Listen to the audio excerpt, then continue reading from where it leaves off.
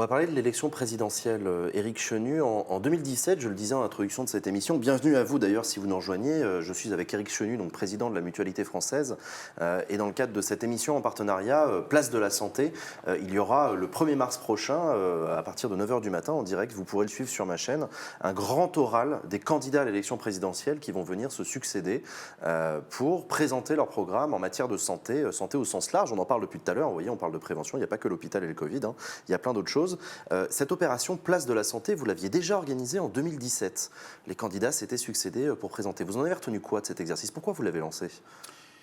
Parce que avant 2017, alors que la santé était souvent dans le trio de tête des préoccupations des Français, depuis 1995, on n'avait pas parlé de santé à l'élection présidentielle.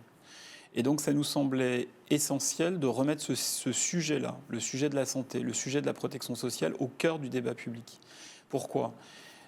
Aujourd'hui, peu de monde le sait, en France, le tiers quasiment de la richesse nationale est consacré à la protection sociale.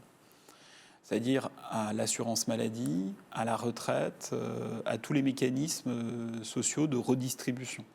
Donc c'est considérable. Or, on n'en parle pas.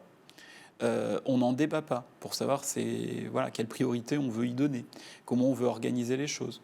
On ne se pose pas la question de savoir est-ce que les 270 milliards d'euros qu'on consacre à la santé, est-ce que c'est suffisant, déjà, première chose, et est-ce qu'on les dépense bien? Est-ce qu'ils produisent l'effet attendu? Et permettre qu'on aborde ces sujets-là au moment de l'élection majeure, l'élection présidentielle, l'élection législative ensuite, qui vont donner une majorité parlementaire au pays, ça nous semble absolument nécessaire.